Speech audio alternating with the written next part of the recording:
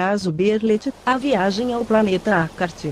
Eram 19 horas, o caminho longo da estrada começou a tornar-se cansativo. Após mais um dia de trabalho exaustivo, o tratorista da prefeitura, Arthur Berlet, regressava a caminho de Sarandi, no mês de maio de 1958. Mas antes de completar os 18 quilômetros que ligavam Natalino à sede do município, Arthur deparou-se com uma intensa luz vinda do meio de um mato. Curioso, atravessou a estrada e a barreira de arame farpado e viu um objeto redondo, com cerca de 30 metros de diâmetro. Sorrateiramente, dois vultos surgiram de dentro do objeto e um raio de luz forte ofuscou o tratorista, fazendo perder os sentidos. A partir daí, os familiares e amigos de Arthur ficaram sem notícias dele durante 8 dias. Segundo o relato posterior de Arthur, ele tinha sido abduzido por extraterrestres por mais de uma semana, levado da Terra até um planeta chamado Akart. Nos manuscritos de 422 páginas escritas a lápis, Arthur descreve fatos históricos e científicos durante estes 50 anos. O caso tornou-se conhecido e recebeu o título de Caso Berlet, que foi investigado por ufólogos do mundo inteiro. Segundo o manuscrito, Arthur foi para o planeta Akart, a 62 milhões de quilômetros de distância da Terra. Esta distância foi questionada por cientistas, que afirmam que seria impossível existir um planeta tão próximo da órbita terrestre.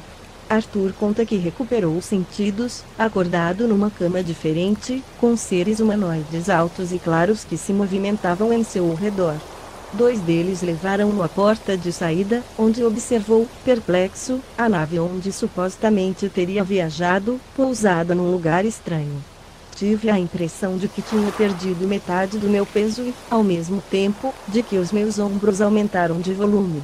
Ele conta que quando balbuciou algumas palavras em dialeto alemão, muitas zonas no Rio Grande do Sul foram colonizadas por imigrantes alemães e até os dias de hoje há o costume de falar a língua alemã. Os seres entenderem a linguagem e começou a haver comunicação entre eles.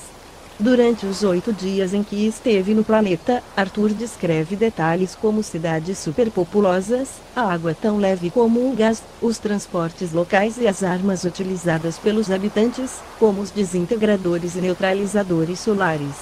Segundo consta, o grande problema de Akart é a superpopulação e é por isso que eles estão de olho na Terra.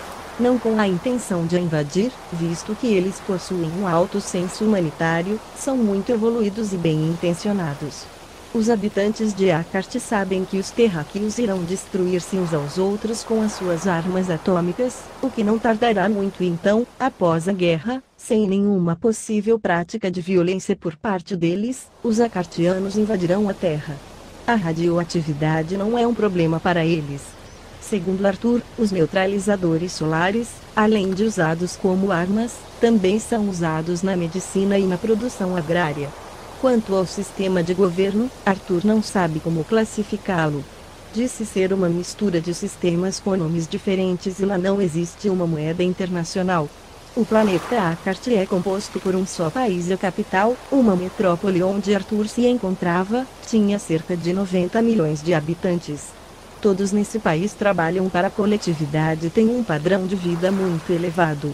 Na viagem de regresso, Arthur disse que teve de tomar uma pílula, igual para todos os tripulantes, para que dormisse nas zonas de turbulência magnética do espaço.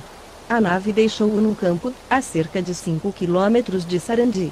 Arthur foi para casa e demorou uma semana para organizar as suas ideias sobre aquilo porque tinha passado e fazer desenhos e anotações.